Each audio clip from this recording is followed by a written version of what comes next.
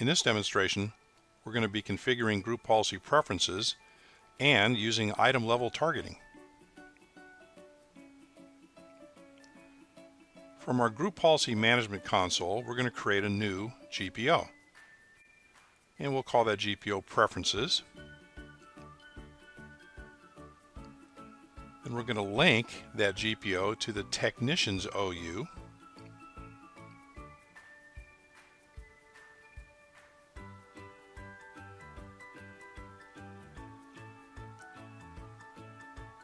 Then we're going to edit the GPO.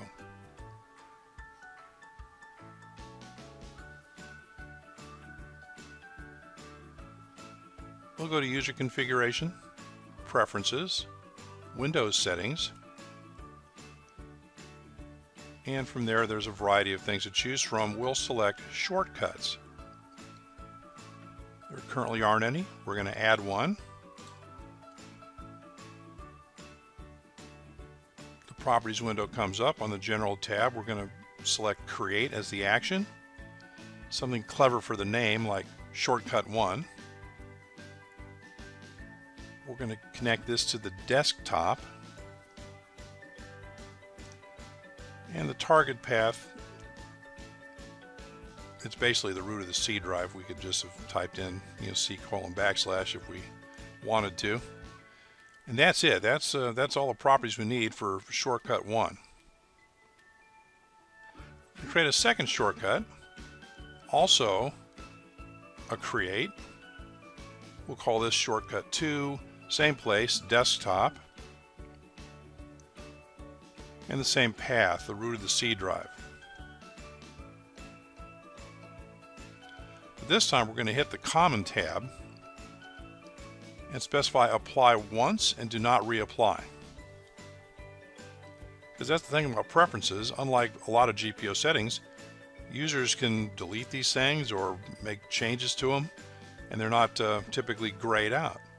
These are kind of a convenience for users, that you can deploy things that aren't normally deployable through GPOs. So let's go to our client machine. We'll have our user log off and log back on.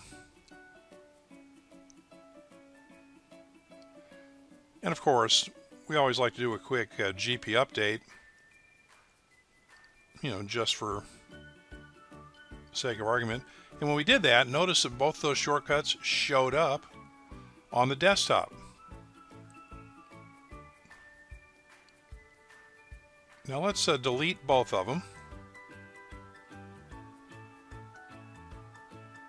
Okay, and when we do another GP update, only shortcut 1 reappears. Shortcut 2 did not reappear because it had a property that said apply once and don't reapply. Okay, now let's go in and edit this once again.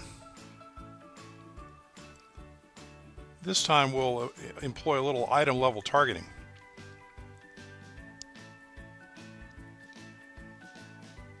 So we'll go to our shortcuts. We'll edit shortcut 1. Go to the properties. This time we'll go to the Common tab and we'll select item level targeting. And under targeting, there are a couple of dozen different choices you have. We'll select new item, and a pretty extensive list pops up. Take a minute to look over that. We're going to select file match because we're going to have this appear when a particular folder exists.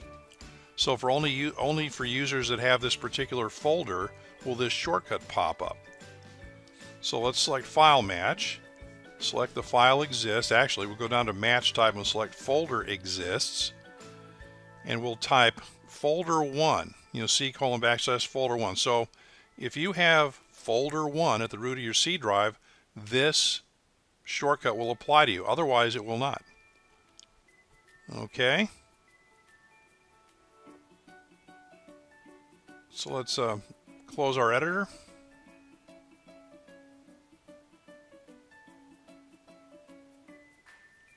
Go back over to our client, delete the shortcut, do a quick GP update, and nothing happens. That's because this machine does not have folder 1 at the root of the C drive. Let's remedy that.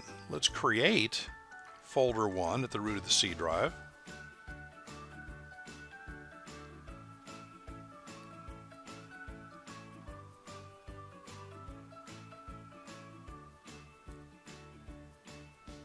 Quick GP update.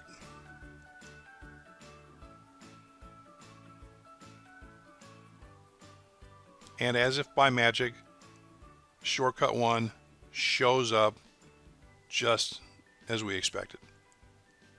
Successful demo. See you next time.